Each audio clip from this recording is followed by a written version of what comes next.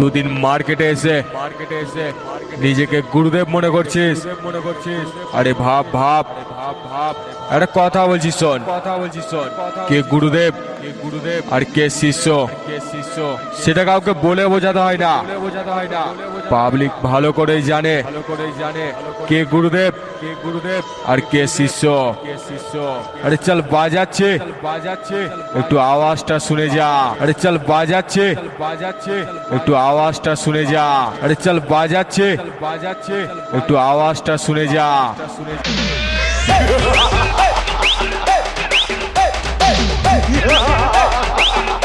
अरे खंगी चले साउंड से ना मुझे बस लोबी सामने आए मारबो একটা বেস